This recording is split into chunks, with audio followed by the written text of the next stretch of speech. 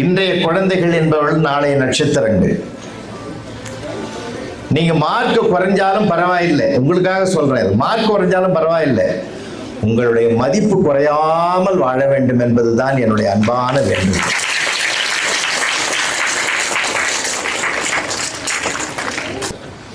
உங்களுக்கு role model யார்? முதல் ரோல் மாடல் நம்மை பெற்ற அம்மா தான் முதல் ரோல் மாடல். அடுத்தது அப்பா, அடுத்ததுதான் ஆசிரியர், அடுத்தது தெய்வீக குணம் படைத்த சான்றோர்கள். அதனால்தான் மாதா பிதா குரு தெய்வம்னு சொன்னாங்க. ஏன்னா மாதா உண்மையில ஒரு பிள்ளை எப்படி பார்க்கணும், அதுவும் நீங்க பெண் பிள்ளைகள் நிறைய இருக்கீங்க, ஆண் பிள்ளைகளும் இருக்கீங்க.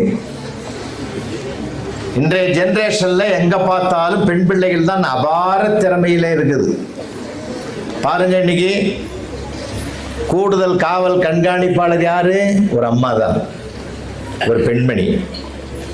பல அதிகாரிகளை பார்க்கிற எல்லாமே பெண்மணிகளாக இருக்கிறார்கள். இந்த நூற்றாண்டே ஒரு பெண்மையின் வெற்றி ஆண்டாக வளர்ந்து கொண்டிருக்கிறது. மிகப்பெரிய சிறப்பு. அது பெண்ணுக்கு உரிய ஒரு இயல்பான பொறுமை, நிதானம், சகிப்புத்தன்மையினுடைய ஆளுமை பண்புகளால் வரக்கூடிய ஒரு சிறப்பு. உதாரணமா பாருங்களேன், ஒரு மரப்பாச்சி பொம்மை வாங்கியாந்து ஒரு பெண் குழந்தைகிட்ட கொடுத்து பாருங்க.